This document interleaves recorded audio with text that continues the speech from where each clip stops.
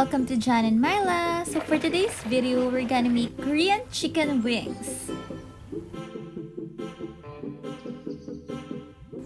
These are the ingredients you will need. 1 kg of chicken meat joint, followed by the marinade that you'll be making.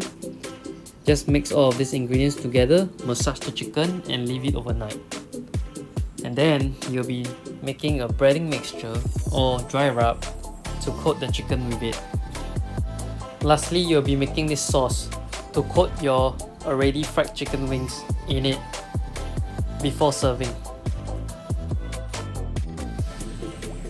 Like I said earlier, just mix all the ingredients together, massage the chicken well, mix well, cover up and leave it in the refrigerator overnight.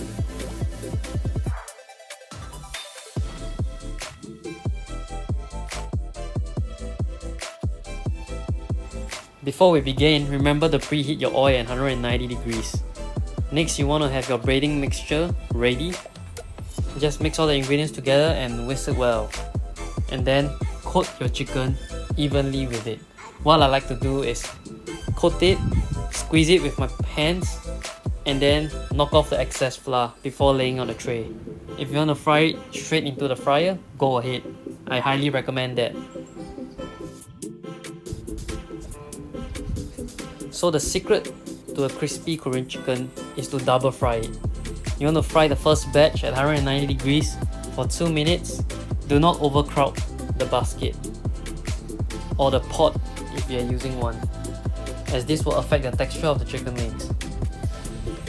After it's done, rest the chicken for about 3 to 5 minutes.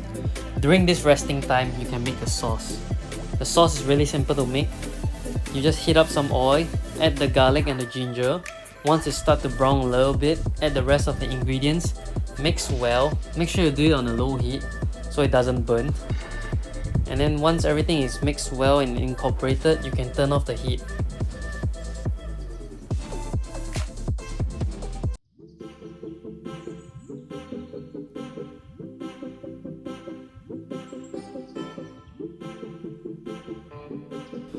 Next, what you will want to do is fry the chicken wings for a second time. The same temperature and the same timing. This will guarantee you a crispy and crunchy chicken wing. And to finish it all, just throw it back into the pan, coat it evenly with the sauce.